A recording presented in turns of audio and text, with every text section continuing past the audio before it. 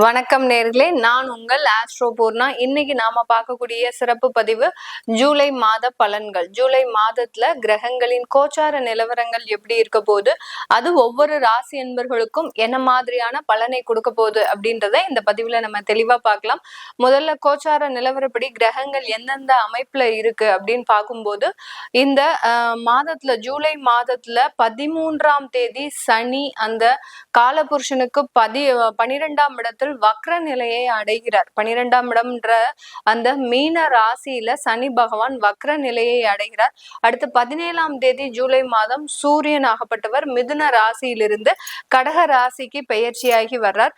அடுத்து 18ஆம் தேதி 7வது மாதம், அதாவது 18ஆம் தேதி ஜூலை மாதம் அந்த புதனாகப்பட்டவர் வக்ர நிலைக்கு வருகிறார். 26ஆம் தேதி ஜூலை மாதம் அந்த சூரியன் ஆகப்பட்டவர் ரிஷப ராசியிலிருந்து தன்னுடைய சொந்த வீட்டில இருந்து மிதுன ராசிக்கு பெயர்ச்சியாகி வர்றார். 29ஆம் தேதி ஜூலை அந்த செவ்வாய் ஆகப்பட்டவர் சிம்ம ராசியிலிருந்து கன்னி ராசிக்கு பெயர்ச்சியாகி வர்றார். இந்த மாதிரியான அந்த கிரகங்களின் கோச்சார நிலவரப்படி அமைப்புகளின்படி ஒவ்வொரு ராசி என்பர்களுக்கும் அந்த தற்காலிகமான ஒரு சூழ்நிலை எந்த மாதிரி இருக்க போகுது, இதனால என்னென்ன மாற்றங்கள் இந்த ராசி என்பர்களுக்கு கிடைக்க போகுதுன்றத இந்த பதிவுல தெளிவா பார்க்க போறோம். கன்னி ராசி அன்பர்களுக்கு இந்த ஜூலை மாதத்துல ஒரு நல்ல ஒரு சேஞ்சஸ் தான். ஏன்னா உங்களுடைய ராசி அதிபதி 11ஆம் இடத்துல இருக்கிறாரு.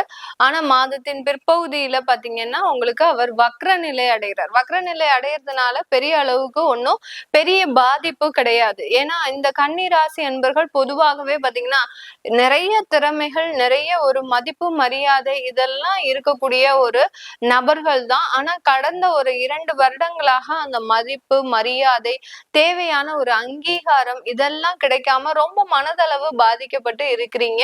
இப்போ இது எல்லாமே உங்களுக்கு இந்த ஜூலை மாதத்துல இருந்து நிவர்த்தி அடையக்கூடிய ஒரு நேரமாக தான் இருக்கும்.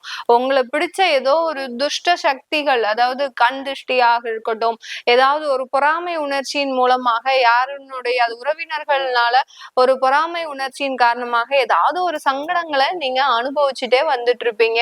இதனால அந்த பிரச்சனையிலிருந்து மீண்டு வரக்கூடிய ஒரு மாதமாக தான் இந்த கன்னி ராசி அன்பர்களுக்கு இருக்க போகுது. இந்த கன்னி ராசி அன்பர்கள் பொதுவாகவே பாத்தீங்கன்னா அந்த திறமை அங்கீகாரத்தை பாத்தீங்கன்னா பெரிய அளவுக்கு யூஸ் பண்ண மாட்டாங்க. ஒரு பெரிய இடத்துல ஒரு பெரிய பதவியில இருக்கிறீங்க அப்படின்னா அந்த பதவிக்கு உண்டான ஒரு விஷயத்த நீங்க எப்போதுமே செய்ய மாட்டீங்க. நீங்களும் ஒரு இடத்துல அந்த ஒரு எக்ஸிகியூட்டிவ் லெவல்ல கீழே இறங்கிதான் சில விஷயத்த செய்வீங்க. அந்த அந்த ஒரு உயர்ந்த அங்கீகாரத்தை நீங்க எப்போதுமே அதை ஒரு பொருட்டாவே மதிக்க மாட்டீங்க. அதனாலேயே சில பேர் பாத்தீங்கன்னா அவங்கள பெரிய அளவுக்கு மதிக்காத ஒரு நபர்களாக தான் அலுவலகத்திலயும் சரி, பிசினஸ் சம்பந்தப்பட்ட மீட்டிங்லயும் சரி, ஒரு ஒரு தேவையில்லாத அவமரியாதையை அடிக்கடி இந்த கன்னி ராசி என்பர்கள் சந்திச்சுக்கிட்டே இருப்பாங்க. இந்த காலகட்டம் தொழில் சம்பந்தப்பட்ட சில வளர்ச்சிகள் அதிகரிக்கக்கூடிய ஒரு நேரம். 10ஆம் இடத்துல சூரியன், 10ல ஒரு சூரியன் இருக்கும்போது பலம் பெற்று இருக்குது. அவர் 11ஆம் இடத்திற்கும் மாதத்தின் பிற்பகுதியில பயிற்சியாகி வர்றதுனால இந்த கன்னி ராசி என்பர்கள் மிக பெரிய அளவுல தொழில்ல ஒரு ஷைன் ஆகக்கூடிய ஒரு நேரம். கிட்டத்தட்ட ஒரு 1.5 வருடங்களாக எந்த விதமான ஒரு பிசினஸ் ஆப்பர்ச்சுனிட்டியுமே இல்லாம இருந்த இந்த நபர்களுக்கு இந்த மாதத்துல இருந்து வாய்ப்புகள் அதிகமாக வரும், வேலைகள் அதிகமாக இருக்கும், ஒர்க் லோடுன்றது அதிகரிக்கக்கூடிய ஒரு நேரமாக தான் இந்த ராசி என்பர்களுக்கு இருக்க போது. இந்த ராசி என்பர்கள் குடும்பம் சம்பந்தமான விஷயத்துல ரொம்ப கேர்ஃபுல்லா இருக்கணும். ஏன்னா உங்களுடைய 2ஆம் வீட்டு அதிபதி அந்த 9ஆம் இடத்துல இருக்கிறாங்க சுக்கிரன். அடுத்து 10ஆம் இடத்திற்கு பயிற்சியாகி வர்றாரு.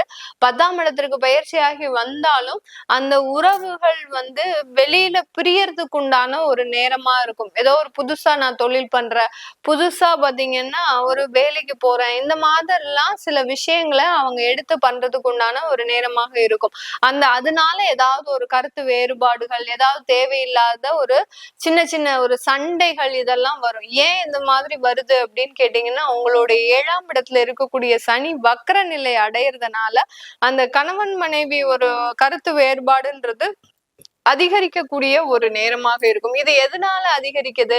அவங்கவங்க செல்ஃப் டெவலப்மெண்ட்டை பார்க்கும்போது இந்த மாதிரியான ஒரு கருத்து வேறுபாடு இருக்கு. அதுக்கு நீங்க எதுக்கு தேவையான அளவு சப்போர்ட் பண்ணணுமோ சப்போர்ட் பண்ணிட்டீங்க அப்படின்னா பெரிய அளவுக்கு உங்களுக்கு அந்த ஒரு சின்ன சின்ன பிரச்சனைகள் வருவதற்குண்டான ஒரு நேரமாக இருக்காது.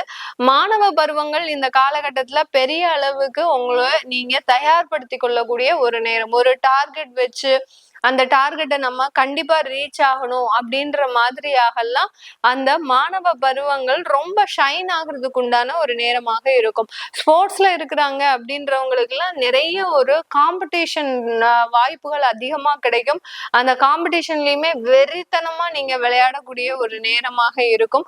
அந்த விளையாட்டின் வெற்றின்றது ஒரு பெரிய அளவுல உங்களுக்கு ஒரு மதிப்பை கொடுக்கறதுக்கு உண்டான ஒரு நேரமாக இருக்கும். அடுத்தடுத்து ஒரு லெவலை நீங்க ரீச் ஆகிறதுக்கு உண்டான ஒரு நேரமாக இருக்கும்.